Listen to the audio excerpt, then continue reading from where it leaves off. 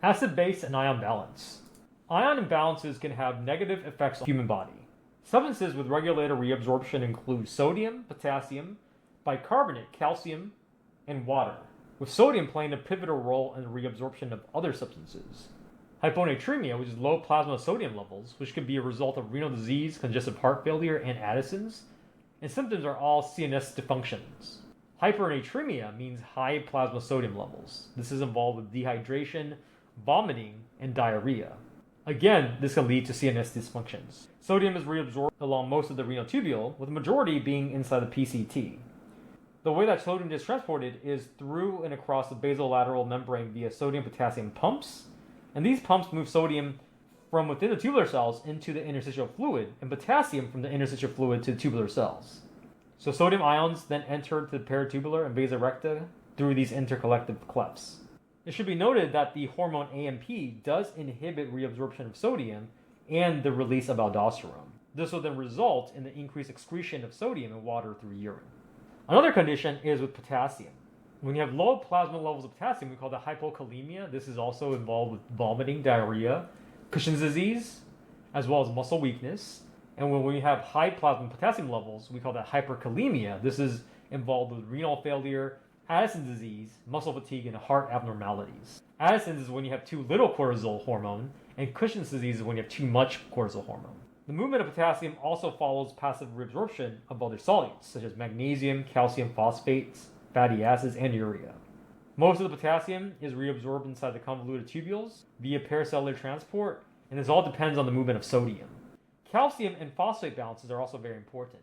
When you have low plasma levels of calcium, called a hypocalcemia, this is oftentimes involved in muscle stiffness, spasms, hypotension, heart failure, and even arrhythmias. When the blood has a high plasma level of calcium, we call that hypercalcemia. This involves with frequent urination, nausea, vomiting, and even muscle weakness and heart abnormalities.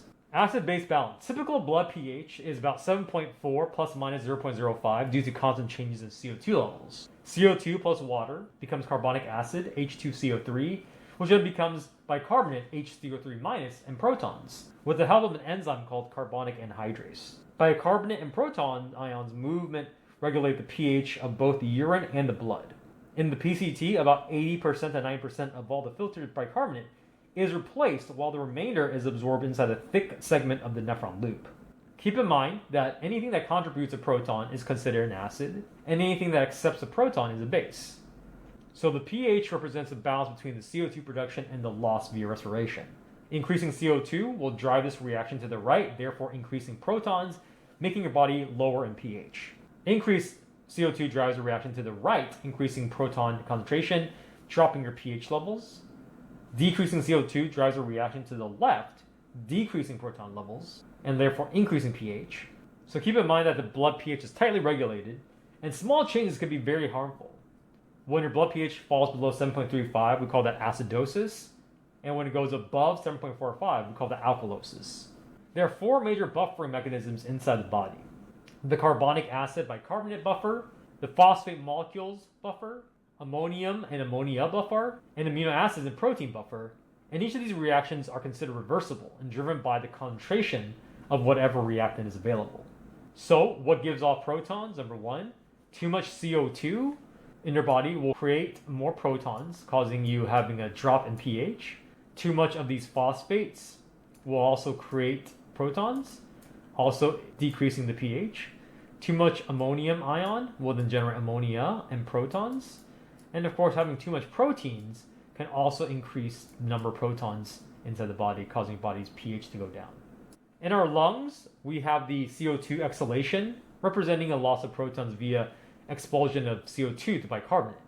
CO2 gets converted into carbonic acid, and bicarbonate, the local increase in protons, triggers the Bohr effect. This is a change inside the hemoglobin or blood cells that will then cause a release of oxygen into the tissues. Kidneys regulate blood pH in the long term. Tubular fluid flows through the proximal convoluted tubules, nephron loops, DCT, and into the collecting ducts, and substances are either reabsorbed when they move from the tubular fluid back into the blood. The barrier that a substance must cross is the simple epithelium of the tubular wall. The passage of substances between epithelial cells is called paracellular transport, and this passage of substance through the epithelial cells is called the transcellular transport. So we'll take a look at how transcellular transport occurs. So inside the PCT, the sodium secretion drives the secretion of bicarbonate and therefore the reabsorption of proton in the blood. Ultimately, this will then lower the blood pH. Under acidosis, when the blood has too much acid, you'll see right here that the protons and the bicarbonate combine to make CO2. CO2 will then flow into the epithelial tissues via transcellular transport. CO2 gets broken down into bicarbonate and protons. And now the bicarbonate gets to go right back into the cell via absorption along with sodium.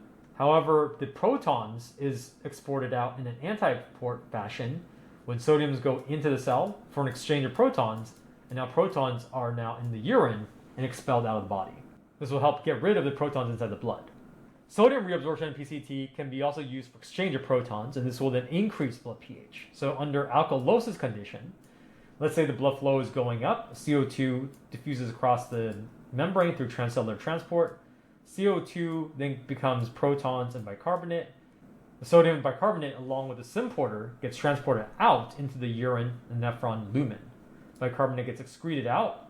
This proton here can go back in through the cell for an exchanger of sodium coming in, and then another pump through the sodium and protons back into the blood, therefore causing your blood to have more protons and then reducing the pH.